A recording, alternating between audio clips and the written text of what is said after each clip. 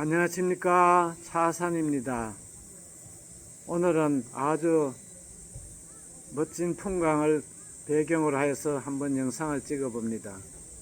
논두렁 시계의 진실이라는 언론 보도를 여러분은 아시나요? 이 사건의 보도가 잘못되었다는 점은 이제는 진실로 밝혀진 것 같습니다. 그래야 그 보도로 명예훼손을 당하였다는 전직 검사장이 손해배상 청구와 정정보도를 청구한 사건이 있었습니다. 최근 이에 대한 대법원 판결이 나왔습니다. 대법원 판결의 결론은 정정보도를 해주는 것은 타당하지만 손해배상을 하는 것은 문제가 있다고 하여서 원심을 파기하고 다시 심리하라고 내려보냈습니다. 조금 결론이 어떻게 보면은 이상한 듯하게도 보입니다.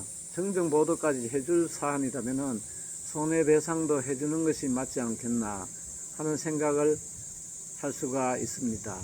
그런데 왜 이렇게 다른 결론을 내었을까요? 여기에는 결국 언론의 자유, 언론의 비판 기능에 대한 법원의 생각이 밑바탕에 깔려 있습니다. 언론에 대하여 완벽한 사실만 보도하라고 한다면은 언론은 통상의 경우에 보도를 주저하게 되는 경우가 많습니다.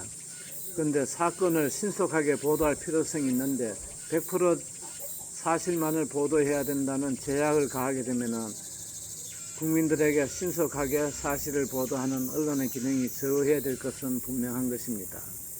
그러므로 대법원에서는 정정보도 청구는 언론도 책임이 있으니까 인정을 해주지만 손해배상 청구까지 하면은 언론이나 기자에게 큰 위험 부담을 안기게 되기 때문에 국민들에게도 결국 그 피해가 돌아간다는 취지에서 이와 같은 판결을 한 것으로 이해가 됩니다. 미국에서도 공인에 대하여는 상당히 폭넓게 언론의 비판의 기능을 인정을 하고 있습니다. 또 공인은 일반인과 달라서 스스로를 방어할 능력이 있기 때문에 언론의 잘못된 보도가 있다 하더라도 자기를 방어하여서 명예를 회복할 길이 있기 때문에 일반인에 대한 명예훼손과는 다르게 보고 있는 것 같습니다. 저도 지방법원 부장판사를 할 때는 언론재판부를 그때 신설하여서 처음 맡았습니다. 일반인이 명예훼손을 당한 경우는 대부분 손해배상 청구가 인용이 되었습니다. 그렇지만 공인의 경우에는 조금 달리 본 기억이 지금 나고 있습니다. 여러분은 이 판결의 결론에 대해서 어떻게 생각을 하십니까? 미국의 경우에는 널리 언론의 자유, 표현의 자유를 상당히 폭넓게 인정하기 때문에 어떻게 보면 우리의 법감정과도 조금 맞지 않는다는 느낌이 들 정도가 있습니다. 그렇지만 미국이 이와 같이 언론의 자유를 보장하는 것은 미국의 건국 이념을 실현하는데 언론의 자유만큼 중요한 것이 없다는 뜻에서 그런 판례가 나온 것으로 이해를 하고 있습니다. 그런데 언론도 어떻게 보면 기업입니다. 그래서 기업을 운영하는 어떤 제약을 받기 때문에 언론의 자유에 대한 여러 가지 제약이 광고주나 또는 기업에 의해서 가해지기도 합니다.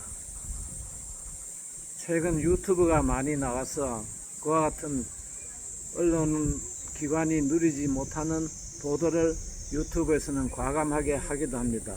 그렇지만 그에 대한 반작용으로 가짜뉴스가 많이 횡행하기도 합니다. 이것은 앞으로 우리 사회가 이 유튜브에 의한 1인 매체에 의한 명예훼손 사건을 우리가 어떻게 처리해야 될까 하는 또 하나의 숙제를 안겨주고 있는 것 같습니다. 앞으로 우리 사회의 진행 방향에 대하여 우리 모두 관심을 가지고 살펴보아야 할 때가 아닌가 생각을 합니다. 감사합니다.